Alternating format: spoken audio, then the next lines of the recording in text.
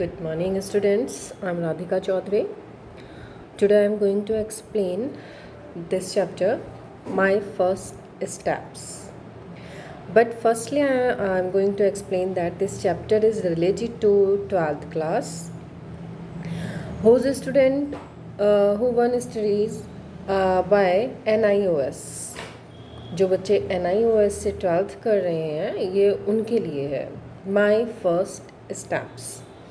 और ये जो चैप्टर है ये सुनील गावस्कर का है। You know very well who is Sunil Gavaskar. Sunil Gavaskar एक अच्छे खिलाड़ी रह चुके हैं क्रिकेट के, तो उनकी स्टोरी का एक छोटा सा हिस्सा है ये, उनकी लाइफ का एक छोटा सा पार्ट इसमें एक्सप्लेन किया गया है। The author begins by narrating a very significant event of his life that happened at the time of his birth. यहाँ पर जो ऑथर है वो नरेटिंग कर रहा है एक बहुत ही प्यारे से इवेंट को जो उनकी लाइफ में घटित हुआ था उनके जन्म पर। जब वो पैदा हुए थे तब ऐसा हुआ था उनके साथ। He was born on July 10, वो 10 जुलाई को पैदा हुए थे 1949 में इन अ हॉस्पिटल, एक हॉस्पिटल में with a hole near the top of his left ear lobe. और उनके लेफ्ट ईयर यानी कि उनके लेफ्ट साइड के कान की लूब में एक छेद था, ये उनका बर्थ मार्क है। This mark was noticed bye his uncle, और ये जो मार्क है ये नोटिस किया उनके मामा ने। यहाँ पर जो अंकल आया है वो उनके मामा के लिए आया है, mister Narayan Masurkar. He found it missing from the child's ear on his next visit to hospital. लेकिन जब वो नेक्स्ट हॉस्पिटल में विज़िट करते हैं बच्चे को मिलने के लिए, तो वो क्या पाते हैं कि वो जो बर्थ मार्क उन्होंने देखा था वो गायब है। Clearly the child had been exchanged, तो उन्हें क्लियर हो गया कि बच्चा बदल गया है। A frantic search revealed a baby sleeping blissfully beside a fisher women in the hospital.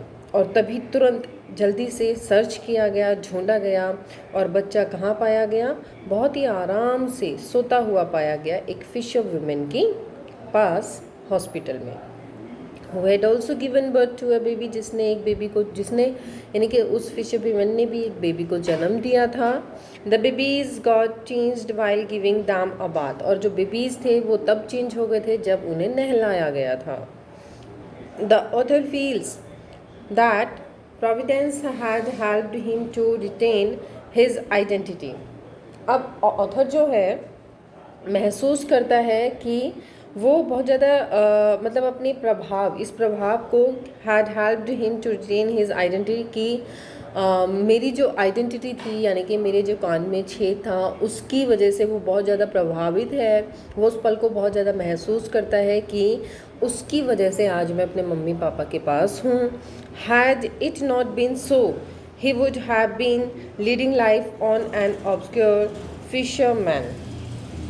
Had it not been, ऐसा अगर नहीं हुआ होता तो he would have been leading, तो वो आज लीड कर रहा होता अपनी लाइफ को किसके साथ? एक फिशरमैन के साथ। ही ऑल्सो वंडर्स, वो और भी ज़्यादा आश्चर्यचकित है, if that boy would ever be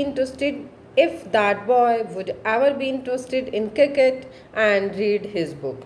और वो अपनी ये स्टोरी इसलिए बताना चाहता है, इसलिए वंडर है कि अगर वह लड़का इस स्टोरी के लिए इंटरेस्टेड है या वो लड़का अगर इंटरेस्टेड होता क्रिकेट के लिए तो या और रीड हिज बुक, और उसकी बुक को पढ़े, यानी कि वो लड़का शायद इस चीज़ के लिए इंटरेस्टेड हो और वो क्रिकेट के लिए भी इंटरेस्टेड हो तो वो उसकी बुक को पढ़े। वो लड़का कौन? जो चेंज हुआ है। The author tells about the influences that helped him grow as a cricketer. Author बताता है अबाउट द इन्फ्लुएंसेस, अपने उन इन्फ्लुएंसेस के बारे में जो उसकी हेल्प की है ग्रूम करने में उसको as a cricketer. He almost broke his mother nose with a nasty hit of a tennis ball that his mother looked at him. उसने ऑलमोस्ट तोड़ ही दी थी अपनी माँ की नाक, नास्टी हिट, क्योंकि उसने बहुत ज़ोर से हिट किया टेनिस बॉल को, और हिज मदर लोब्ड, कब? जब उसकी माँ उसे बॉल फेंक रही थी, लोब कर रही थी। Her nose was bleeding profusely, उसकी नाक से बुरी तरह खून बहने लगा। The author was frightened, author डर गया था। But the mother washed her face and continue the game, लेकिन माँ ने अपने फेस को धुला और गेम को कंटिन्यू करा। Thereafter he did not hit the ball hard and played only forward defence, और इसके बाद उसने बॉल को जोर से हिट नहीं किया, वो सामने वाले को डिफेंस करते हुए खेला उसने।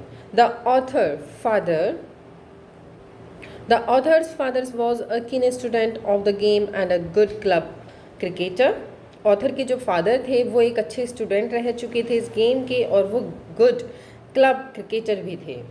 सो he feels that cricket was in his blood, तो इसलिए वो ऐसा महसूस करता था कि जो क्रिकेट है वो उसके खून में है। His mother helped him learn the first cricketing lesson at home, उसकी माँ ने उसकी हेल्प की उसके फर्स्ट क्रिकेट लेसन को घर पर ही सिखाने में।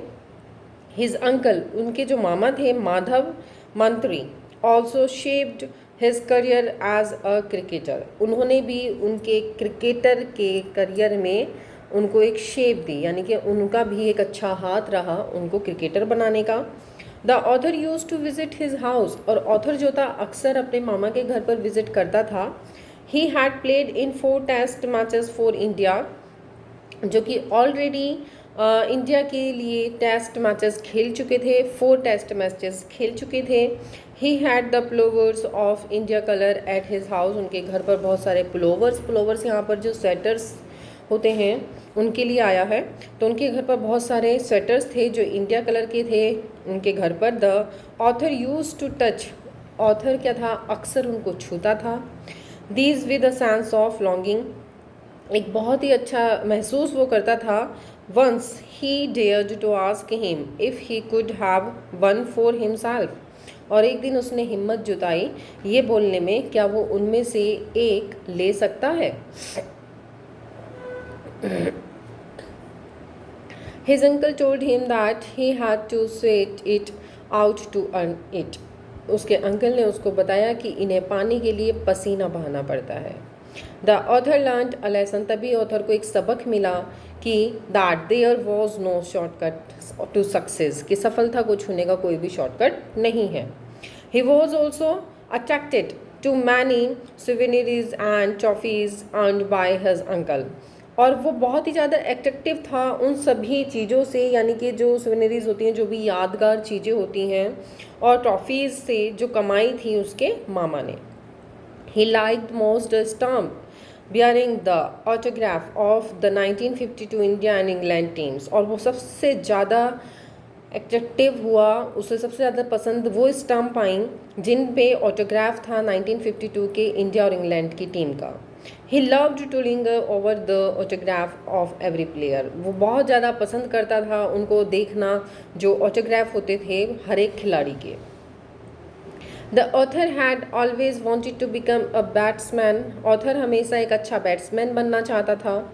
ही हेटेड लॉसिंग हिज विकेट, और वो बहुत ज़्यादा दुखी हो जाता था जब वो अपने विकेट को खो देता था। His passion for the game was so intense that he would walk away with the bat, और जब वो कभी ऐसा होता था कि वो अपना विकेट खो देता था तो उसका पैशन था for the game was so intense, उसका मतलब पूरा पैशन अपने गेम पर होता था, that he would walk away, और वो क्या करता था अगर ऐसा कुछ होता था तो वो अपना बैट और अपनी बॉल को लेकर के when ever he was declare out, मतलब जब भी उसे ये डिक्लेयर कर दिया जाता था कि तुम आउट हो चुके हो तो वो दुखी होकर के बैट को भी और बॉल को भी वहाँ से ले जाता था।